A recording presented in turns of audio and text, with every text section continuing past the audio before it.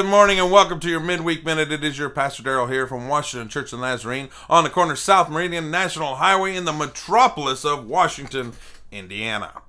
I hope this message finds you well and well rested. You are halfway through this week. Don't you dare give up. The weekend's right around the corner.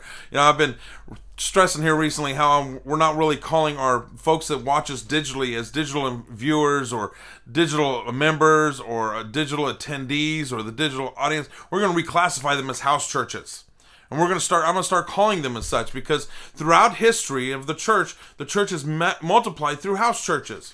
That's how the church was started, through the efforts of what Paul did in his evangelism.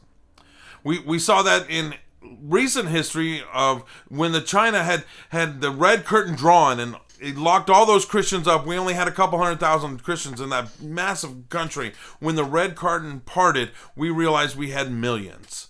All through house churches. And it is my belief, and I wholeheartedly believe this with my whole heart, that those house churches are multiplying in Afghanistan right now. See, Afghanistan's under persecution.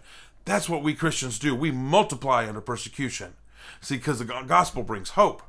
So I have been encouraging our digital audience to start their own house church. Invite neighbors over, get family over, and have church together on Sunday mornings. But more than that, have a small group. And it brought to my mind a quote that was posted by a brother of mine on social media. I'm going to tilt my head over here. But it's from Adrian Rogers. It's not what you sow that multiplies. It's what you keep in the barn. Let me say that again. It's what you sow that multiplies, not what you keep in the barn. So it's what you throw out there. It's what you sow. It's what you plant that multiplies, not what you hold on to for yourself. And I'm wondering, that's a great analogy. What a great quote. Is there any biblical truth to it? Absolutely. In Mark, in the parable of the seeds, he was talking about the good seed. He says, those are the ones sown with seed on the good soil. They hear the word, they accept it, and they bear fruit 30, 60, and 100 times as much.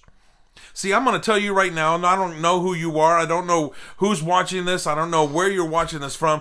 But if you are a believer in Jesus Christ, you have fruit. You have fruit in your life. You have a talent to give. You have something to give towards His kingdom. Don't you dare put it in the barn. Use it. Use it for His glory. I just turned on the lights. I'm going to show a picture of that at the end. But I just turned on the lights, and one of our brothers here is really good at fixing stuff, and he's changing out all the fluorescent bulbs to LEDs, and I love how bright our sanctuary is. I think of my daughter who runs the digital and the electronics and the PowerPoint presentation during the service. Doesn't like to be seen. We're actually going to look into getting her a partition so she's not seen. But she likes to work in the background.